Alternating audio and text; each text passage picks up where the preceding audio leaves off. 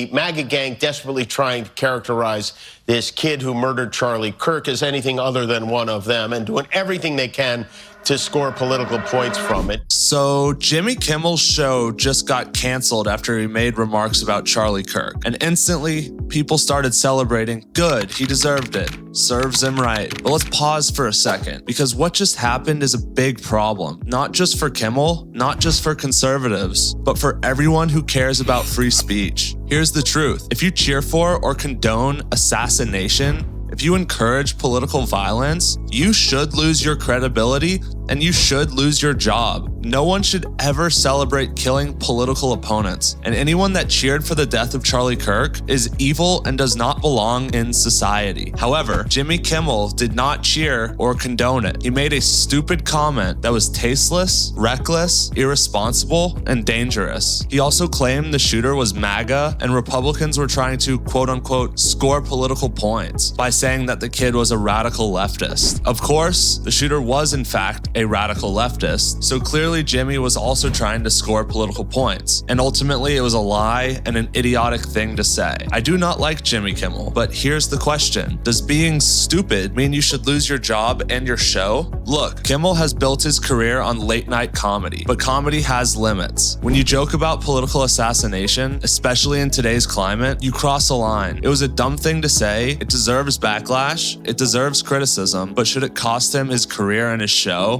No, because free speech means you can say things that are offensive, unpopular, or even stupid without the mob destroying you. The right has complained and suffered under cancel culture for the past decade, and conservatives fought so hard to remove cancel culture from our society. The death of Charlie Kirk was evil, and radical far-left ideology needs to be viewed as dangerous and needs to be combated. But what Jimmy Kimmel said was not nearly enough to get him canceled. As I said, for years the right has positioned itself as the defender of free speech. Quote unquote, we're the ones standing against cancel culture. We're the ones who protect, debate, and have dialogue. There's obvious irony here, but now, when it's someone they dislike, suddenly the right is calling for censorship, firings, and bans. That's not free speech, that's hypocrisy, and it's dangerous, because once you celebrate censorship for your enemies, you hand the same weapon to your enemies when they're back in power. Every time someone is canceled for speech, the boundaries shrink. Yesterday it was Kimmel. Tomorrow it could be a conservative commentator or a professor or maybe you. Free speech isn't about protecting safe speech. It's about protecting offensive, uncomfortable, and controversial speech. That's the whole point. Because if only approved speech is allowed, then free speech doesn't exist at all. Pam Bondi came out and said that she is going after quote-unquote hate speech, which conservatives for years claimed that hate speech is not real and that the left-wing definition of hate speech should still be protected. Again, there is obvious hypocrisy going on and it needs to be reeled back in. Abuse of power in this manner sets a very dangerous precedent. Imagine what will happen if the radical left returns to power. We all know that they would love nothing more than to abuse that power, and the right is giving them a justification to use it when they return to power. So let's be clear. Jimmy Kimmel's comments were wrong, they were reckless, and they were stupid, but the cancellation is worse. If the West is going to survive, if democracy is going to survive, then free speech has to be defended, even when it's uncomfortable, even when it's someone we disagree with. Because once we start cheering for censorship, we're all next. If you enjoyed this breakdown, don't forget to hit a like and subscribe to The Gentleman Mindset for more videos about masculinity, wisdom, faith, wealth, lifestyle, and yes, now politics.